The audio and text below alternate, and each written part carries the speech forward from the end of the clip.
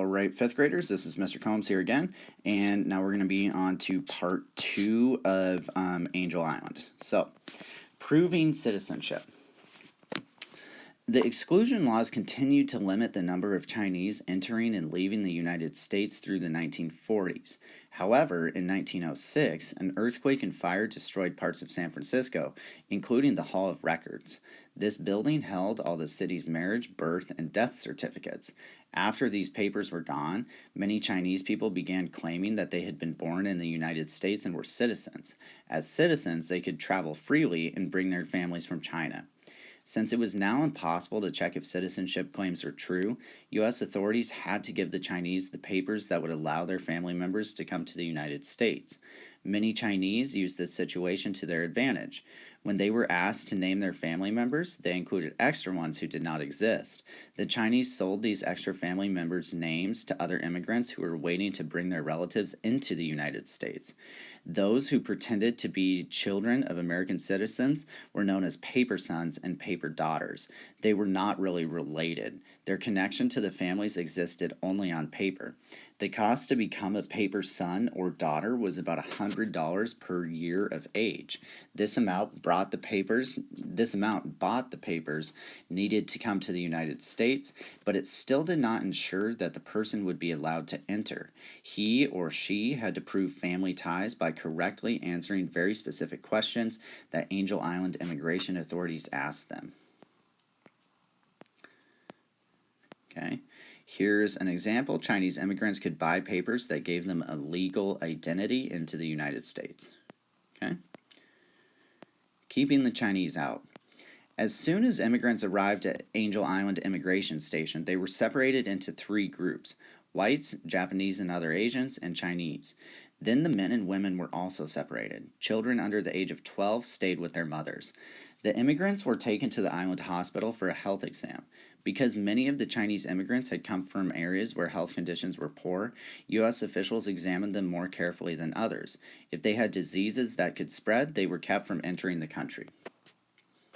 Okay, here's a picture. Many of the Japanese women who came to the United States did so as mail-order brides.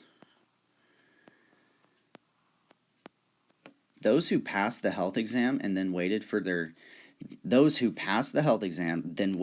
papers to be examined. U.S. authorities were looking for paper sons and daughters among the Chinese. The authorities believed that most Chinese lied to gain entry into the United States and were not related to U.S. citizens at all. To keep the paper families out, authorities asked these immigrants questions they thought only real family members would know. Okay, here we see a photo. Only Chinese who passed the health exam were allowed to enter into the United States. Our next one. To prepare for these questions, immigrants studied information from about their pretend families from coaching papers or coaching letters. They purchased these papers along with false identity papers before leaving China and memorized the information during the long ocean trip. Then, before the ship arrived in San Francisco Bay, they destroyed the papers or tossed them overboard. Sometimes immigrants received coaching information while they were detained at Angel Island. Chinese families in San Francisco paid the kitchen staff at the immigration station to carry information to the immigrants. A gardener or night watchman on the island might also supply information. Often, they hid the papers in clothing or food. Once, a piece of paper was even put in a peanut shell. Usually, immigration officials began the questioning by asking the immigrants to describe their parents, grandparents, and other family members. Next, they asked them very specific questions about their home in China, such as, how far is your village from the bamboo tree? How many steps are there to the front door of your house? And then here we can see, okay, this coaching message was hidden inside an orange.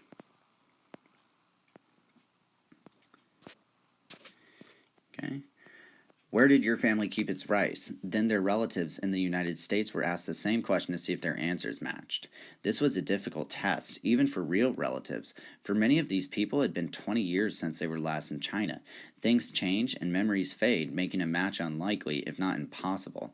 This type of questioning usually lasted 2 or 3 days. However, immigrants might have to wait months for the results. Some immigrants were held at Angel Island for as long as 3 years. Those who failed to answer their questions correctly were deported. One Chinese man said that people knew if knew that if the guard came in and called out a name and said, "Sai Guy, good luck," that meant that a person was free to enter the United States. If an applicant was to be deported, the guard would make motions as if he were crying. And then here we can see immigrants were questioned about their families in Angel Island's examination room. Conditions at Angel Island. Immigrants detained at Angel Island lived in a 2-story wooden building called a barracks. It was surrounded by a barbed wire fence to prevent them from escaping. Inside the building were 2 long rooms. The men slept in one room and the women slept in the other. Each room contained rows of narrow bunk beds. 2, sometimes 3 people slept in the bunk beds, which were stacked one on top of the other. Often, 70 to 100 people lived there at one time. Usually, immigrants spent most of their day locked in a barracks while guards stood outside. And then here we can see immigrants ate their meals in the immigration station's simple dining room. For meals, immigrants went to a big dining hall. There were 2 meals a day, and men and women ate at separate times to keep them from talking with one another. Most immigrants complained that the food was poor. One person said, "All the dishes, including the melon, were all chopped up and thrown together like pig slop. After looking at it, you'd lose your appetite." The days were long and boring. To pass the time, immigrants played games or read newspapers and books. Some just napped or washed their clothes. The women usually sewed or knitted. People could write as many letters as they wanted. However, officials read every letter going out or coming in. For entertainment, people sang or played music. Those who brought musical instruments with them from China formed a music club and played every night. The immigrants had little opportunity to go outside. At set times, they could exercise or play ball in a small fenced-in yard. Then, once a week, accompanied by a guard, they could go to the docks where the luggage was kept. They were allowed to go through their luggage and take whatever belongings they needed. And so here again, I'm going to pause the video, and so we'll be sure that we can have a part 3.